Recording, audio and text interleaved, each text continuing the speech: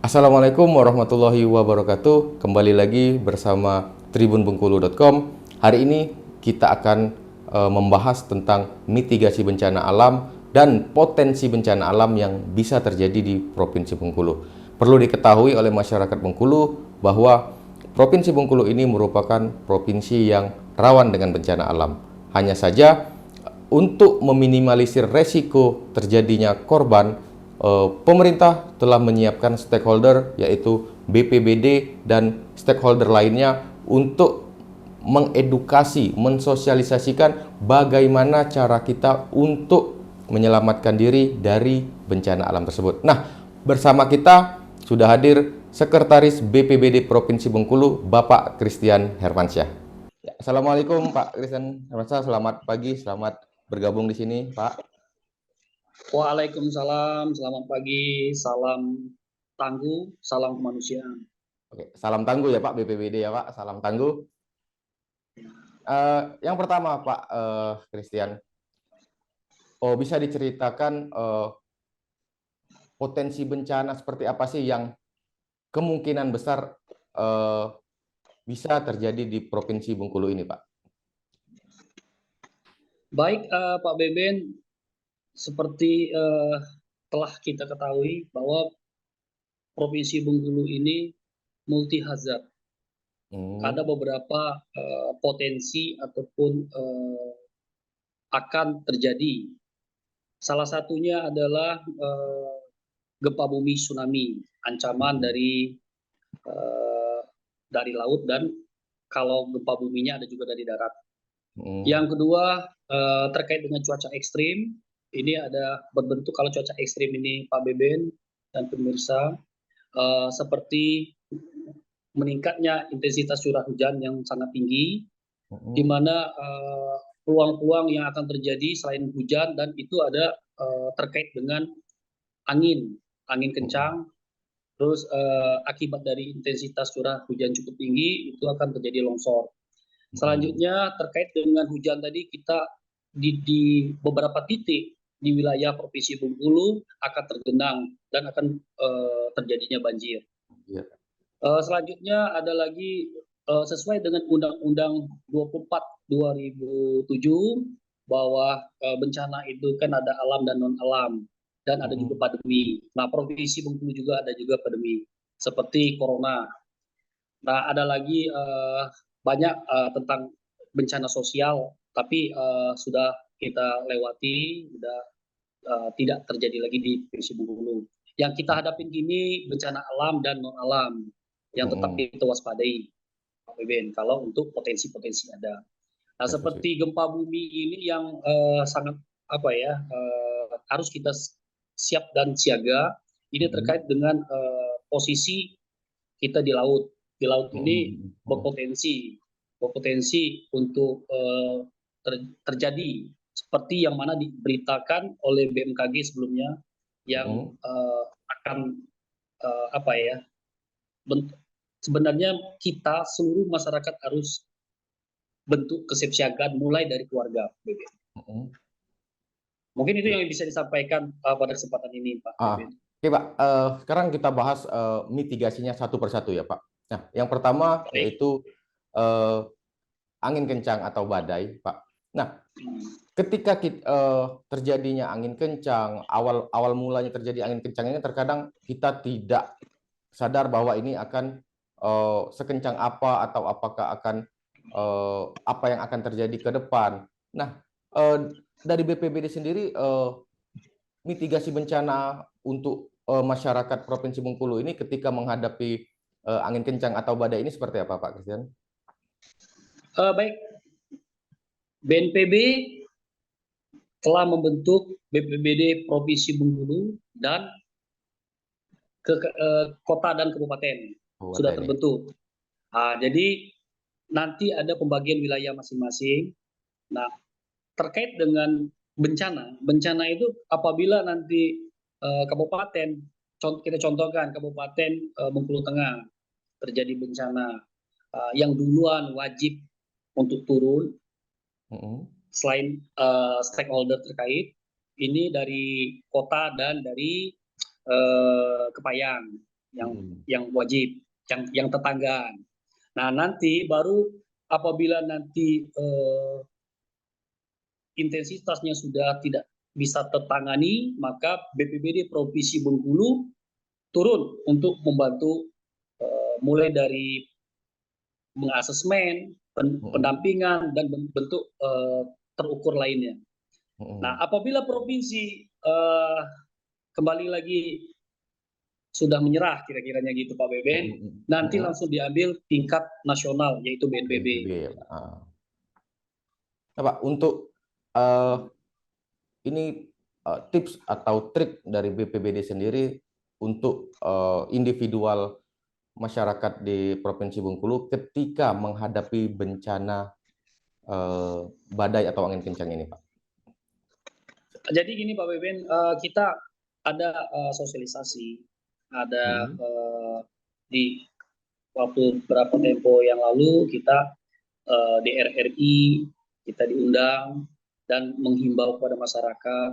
Nah, ketika kita dapat dari WA group terkait dengan peringatan dini dari BMKG, itu kami meng-share lewat Pusdalop BPBD Provinsi Bengkulu. Pusdalop ini adalah wadah untuk penyampaian informasi, dan itu seluruh jajaran itu sudah di dalam status WA kita share apa-apa yang terkait apa yang harus kita lakukan. Saya contohkan kemarin sebelum terjadinya angin kencang, kita udah share contohnya kalau bukan memang urgent masyarakat untuk keluar rumah, sebaiknya tetap berada di rumah.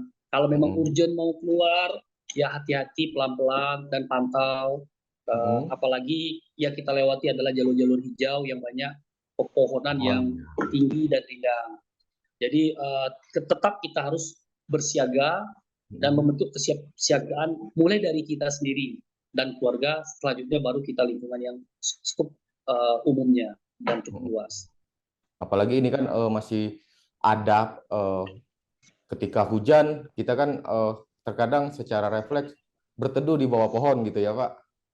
Ya, padahal kan itu risiko kita terjadinya kecelakaan tertimpa pohon segala macam itu tinggi. Nah, mungkin itu ya salah satu yang mungkin harus diingat oleh masyarakat. Sosialisasikan. Ya, sosialisasikan. Sosialisasikan terus ya, Pak. Nah, tapi yang satu lagi Pak, yang terkadang masih menjadi perdebatan ini apalagi kalau kita share peringatan bencana ini di sosial media, Pak. Terkadang masih banyak yang beranggapan bahwa pemerintah atau pihak-pihak terkait yang mempunyai otoritas untuk memberikan notifikasi bahwa akan ada potensi bencana di kemudian hari, ini dibilangnya menakut-nakuti masyarakat gitu, Pak. Nah, seperti apa sih Pak edukasi-edukasi seperti itu yang dilakukan oleh BPBD? Termasuk dengan ini ya, pemirsa Tribun, kita juga menyampaikan berulang kali Pak. Salah satunya kita sampaikan, bencana itu bukan untuk ditakuti, tapi marilah kita hidup berselaras dengan bencana. Artinya gini Pak, bencana itu risiko itu pasti ada nanti ancaman, kerentanan, dan kapasitas. Itu rumus daripada risiko terjadi bencana. Artinya bagaimana mengurangi risiko, kita tingkatkan dulu kapasitas pengetahuan daripada masyarakat. Yang kita himbau mulai dari BMKG, ya BMKG betul Pak, dia sebagai wadah yang duluan sekali, apalagi terkait dengan cuaca ekstrim. Ini pihak dari BMKG langsung menge-share. Kebetulan saya ada di grup itu, Pak. Jadi saya sampaikan kepada masyarakat, banyak saya di WA, Japri, ini gimana Pak? Saya nggak usah panik, jangan panik. Kenapa? Kalau panik, semakin banyak kita panik, semakin banyak nanti akan terjadi risiko. Artinya apa? Ketika nanti himbauan yang saya kemarin tuh dan kawan-kawan kami buat dari kawan-kawan dari bidang tanggap darurat dan anggota TRC, terus ada lagi tergabung di Pusdalop. Nah ini kami telah mengeser, contohnya apabila nanti terjadi angin, nggak usah panik. Saya waktu ketika kemarin itu saya berada stay di kantor, belum pulang. Ketika angin pukul 17.00 WIB tanggal 9. Artinya saya nge-share itu sendiri Pak Beben, saya melakukan hal tersebut. Nah itu, ini kalau saya contohkan ke diri saya sendiri dulu, bagaimana bentuk-bentuk mitigasi. Nah, kalaupun seandainya ini Pak Beben terkait dengan gempa bumi. Nah, kebetulan saya kan tinggalnya di Kota Bengkulu, tepatnya itu kan di Pagar Dewa. Artinya walaupun posisinya tinggi, saya buat set di rumah boleh kita lihat, kita buat. Jadi ada satu pintu darurat saya buat khusus. Jadi saya punya SOP, ketika nanti terjadi gempa bumi, saya melakukan apa? Istri saya apa yang harus dilakukan? Dan anak-anak tidak boleh panik. Kadang-kadang saya simulasikan, apalagi lagi gempa, itu udah tugas saya kena posisi sebagai kepala rumah tangga, ya saya buka dulu jalur akses. Terus jalur akses itu harus bebas. Contoh, kadang-kadang kita di rumah ini ada kipas angin yang digantung, hati-hati. Kenapa? Kita harus melindungi kepala. Kepala adalah tempat posisi yang sangat kalau kena langsung kita tidak bisa berdaya. Vital ya Pak. Tidak melindungi kepala ya. Artinya jalur akses kita harus kita benahi dulu. Kalau ada figura-figura di rumah, biasanya kan ada foto ataupun figura, itu diikat Pak. Jangan dengan tali plastik. Kita gunakan media seperti kawat. Terus ada lagi saatnya kita punya lemari kita perkuat. Jangan sekedar karena lemari sekarang ini sistemnya kan knockdown. Mudah digoyang jatuh. Nah ini kita kurangin. Nah kita kurangin apa? Kurangin hal-hal tersebut supaya mengurangi daripada dampak yang akan terjadi, yang akan mengancam kita. Mungkin itu Pak Beben. Oke. Jadi artinya edukasi, sosialisasi, mitigasi bencana ini memang perlu kita gaungkan berulang-ulang ya Pak. Tidak bisa sekali, dua kali. Memang harus mulai dari keluarga terdekat dulu, teman, baru terus melebar seperti itu ya Pak. Ya, memang harus Pak. Kami diarahkan dari BNPB jangan jangan pernah susut semangat. Contoh, ketika saya beberapa menyampaikan sebagai narasumber, saya selalu mengangkat Undang-Undang 24 2007. Apa itu definisi bencana? Jangan sampai salah kaprah. Bencana dengan musibah itu beda tipis, tapi berbeda. Berbeda penanganan, berbeda pola. Nah ini yang harus kita lakukan. Apalagi Provinsi Bengkulu. Provinsi Bengkulu ini langsung berhadapan dengan laut bebas. Dan kita ada Megatrans. Megatrans ini seperti kemarin, seingat saya bulan kemarin itu mulai agak goyang. Makanya dari Padang, BPBD Provinsi Padang udah mulai standby. Kota Padang udah siaga. Kebetulan saya juga ada kawan yang di grup di Kogami, komunitas gempa dan tsunami. Nah itu selalu berkoordinasi apa yang ini terkait potensi dan apa harus yang kita lakukan. Itu ini Pak Beben. Ya Pak, tadi kita sudah menyinggung soal potensi gempa dan tsunami. Nah yang ini kan sesuatu hal yang memang betul-betul mau tidak mau harus kita hadapi, tidak mau kita harus peduli terhadap mitigasi bencana ini. Nah, Pak, mungkin bisa diupdate sedikit tentang seperti yang tadi sudah sedikit Bapak sampaikan. Nah, terkait gempa dan tsunami di Kota Bengkulu dan sekitarnya ini, hal yang paling penting adalah bagaimana upaya kita secepat mungkin menyelamatkan diri, memperkecil resiko kita menjadi korban. Untuk di Kota Bengkulu dan sekitarnya ini, mungkin bisa diupdate Pak sedikit bagaimana, apakah rute-rute evakuasinya masih sama atau titik kumpulnya masih sama di tempat yang sebelum-sebelumnya, dan hal awal ketika terjadi peringatan tsunami itu warga harus seperti apa? Mungkin bisa diupdate dari situ, Pak. Saya izin ya, mudah-mudahan coba-coba saya akan share ada peta. Ya. Heeh. Coba saya ini dulu nih Pak.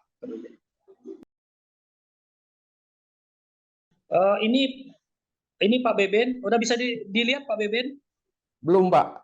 Sudah, Pak. Siap. Bagus. Belum, sudah ya. Sudah. Nah Ya. ini peta ruang, ini evakuasi dan jalur evakuasi apabila terjadi tsunami di Kota Bengkulu. Tepatnya ini mulai dari Pantai Zakap sampai ke Pulau Bain. Jadi Pak Beben, saya contohkan salah satunya Pak Beben itu ada simbol. Apabila nanti itu ada di tayangan itu terlihat warna bulatan warna merah, itu adalah tempat kumpul akhir. Itu terus ada lagi warna biru, itu untuk bangunan tempat kumpul. Nah terus kalau yang warna hijau itu adalah ruang terbuka hijau untuk tempat evakuasi. Tapi akhirnya di warna merah Pak Beben. Nah di situ bisa kita lihat, kita contohkan di Pantai Panjang ya. Pantai Panjang posisinya di spot center. Spot center itu ada lambang, ada sirine atau namanya IWS. Ini apabila terjadi gempa bumi dan tsunami, dia akan bunyi. Provinsi Bengkulu, khususnya di Kota Bengkulu ya, baru ada 3. Sirine ini pertama ada di Pantai Panjang, tepatnya dekat Mitris.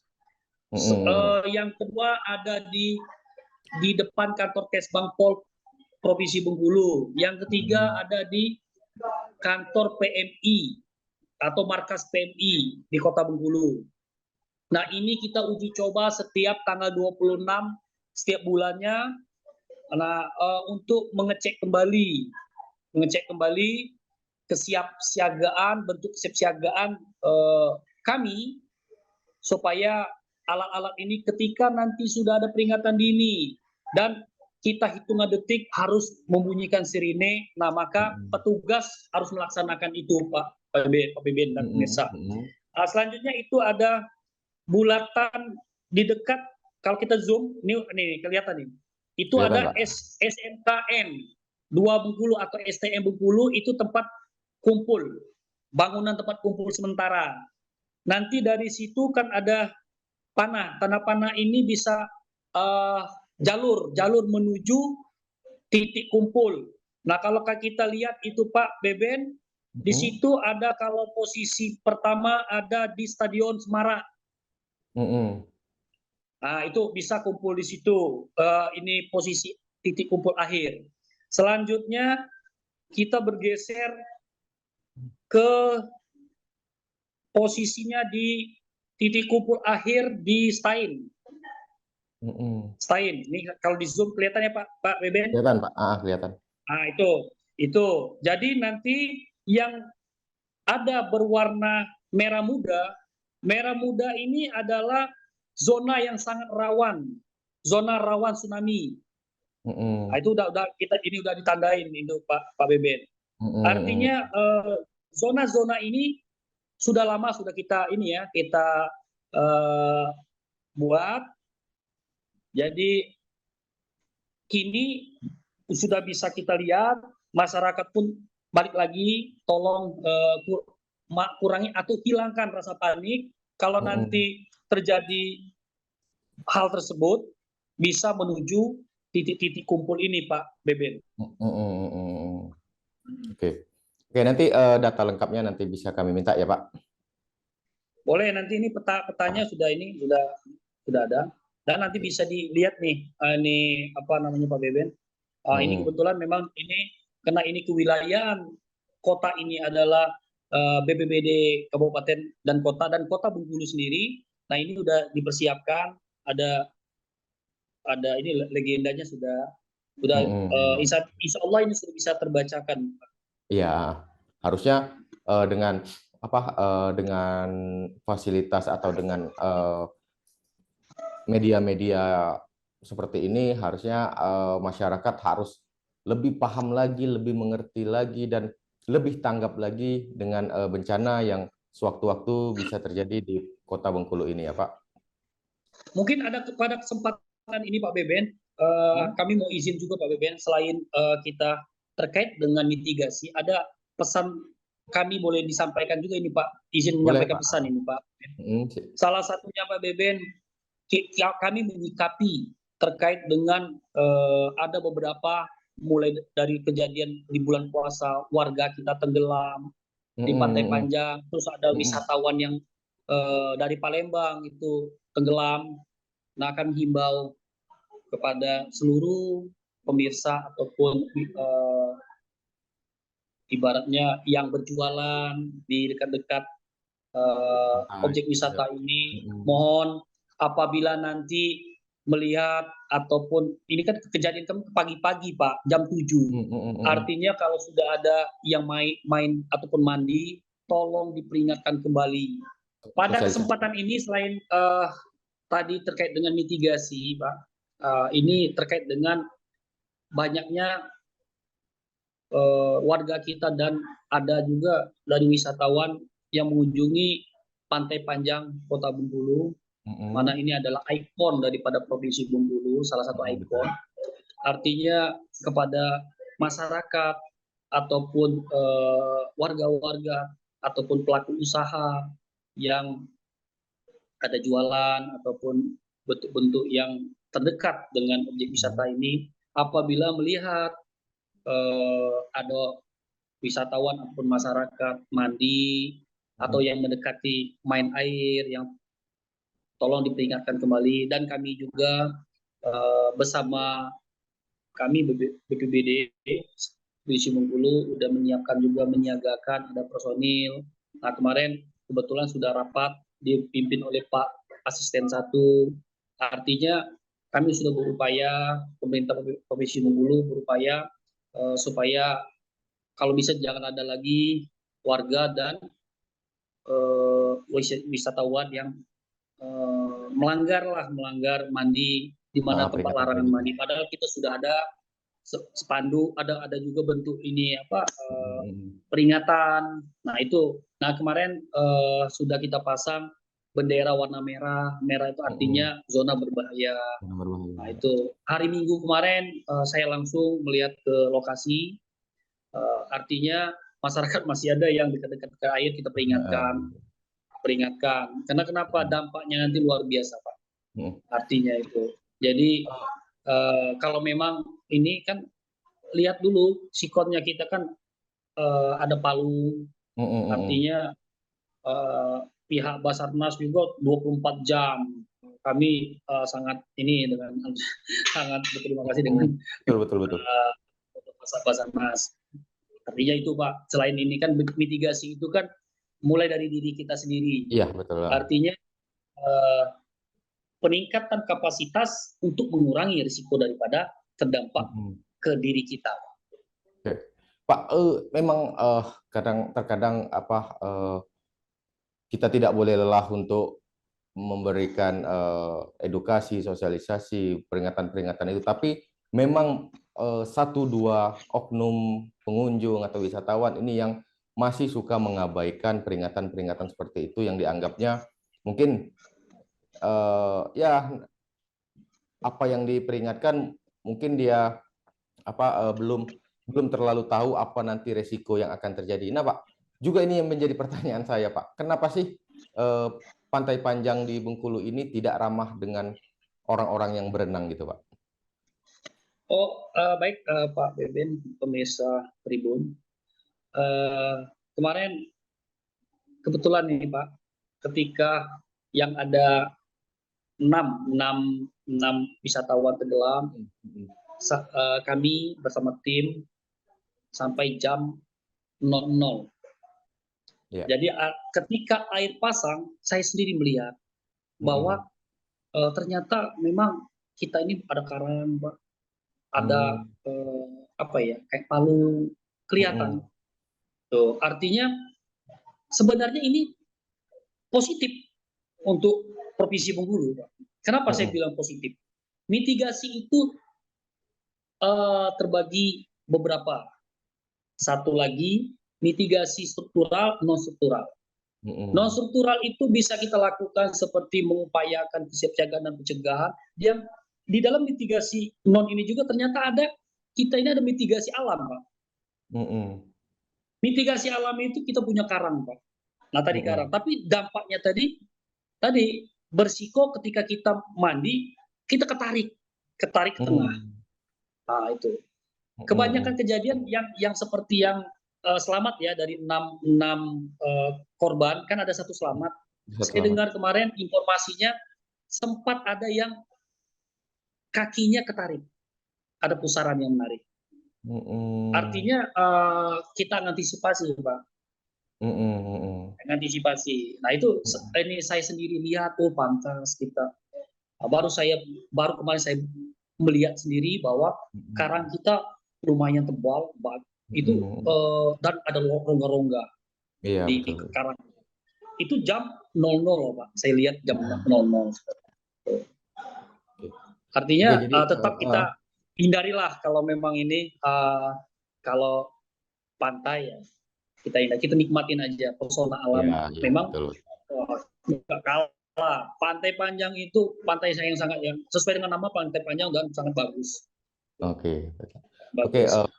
Jadi ini untuk wisatawan yang baik dari dalam Provinsi Bengkulu maupun dari luar Provinsi Bengkulu. Jadi memang pantai itu sangat menarik untuk kita banyak sekali orang itu ke pantai itu memang untuk berenang atau hanya sekedar melihat keindahan pantai. Nah, tapi yang perlu menjadi perhatian para wisatawan yang berkunjung ke Pantai Panjang bahwa Pantai Panjang ini lebih baik dinikmati bukan dengan cara berenang gitu. Lebih baik menikmatinya hanya dengan berfoto-foto di pinggir pantai, yang itu pun sudah ada tanda di mana batas aman wisatawan untuk bisa menikmati keindahan Pantai Panjang. Nah, mungkin ada lagi Pak Christian yang ingin disampaikan?